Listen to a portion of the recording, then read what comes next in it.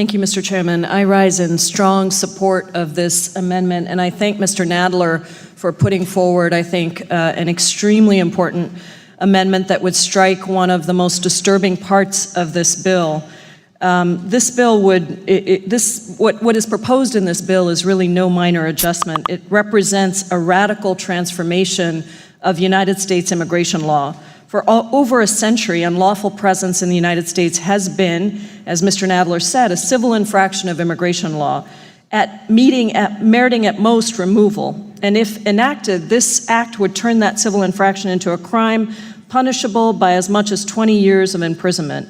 It is impossible to know how many of the 11 million or so people who are currently in the United States without the federal government's permission could be prosecuted, but it's safe to assume it would be an enormous number of people. And I think that we have to also think about why law enforcement has come out consistently against these kinds of proposals, because it would actually draw resources away from really focusing on the most needed criminals who and the work that local law enforcement should do.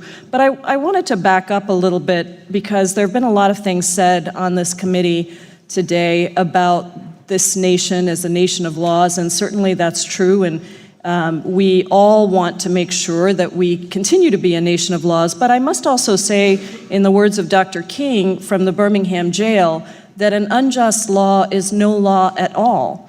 Slavery was also the law of the land. But there were many people who sought to change what were, at that time, extremely unjust laws. And that, in my opinion, is the case in terms of immigration law. The reality is that the number of immigrants that are allowed into the United States is set by Congress. But the last time that Congress asked to adjust that system was in 1990. So we have a legal immigration system that is broken.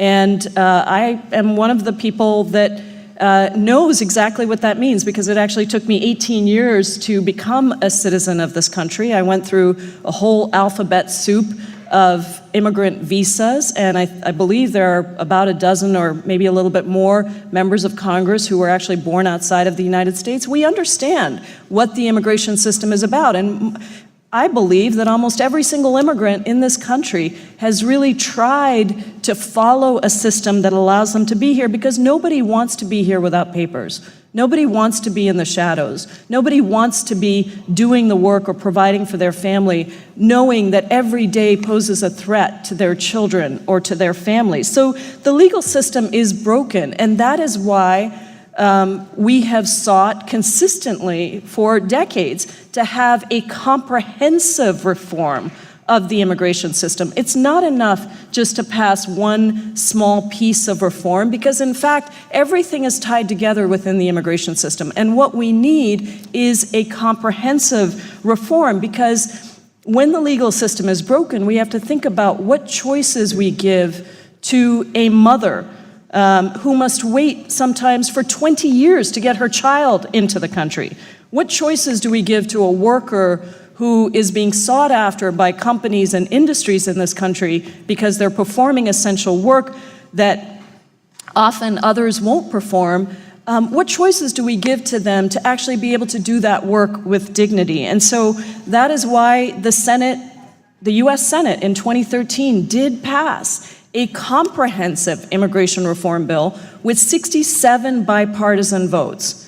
And that bill, unfortunately, was never allowed to the floor by Speaker John Boehner at the time. And had we had that bill, then we could have focused resources on just those immigrants who have committed the most serious, most heinous of crimes. We could have encouraged and recognized the dignity and the work of immigrants across this country who are doing the work that we need to do, and we could have made sure that families were reunified with a legal immigration system that actually encouraged people to be together with their children, with their parents, with their spouses.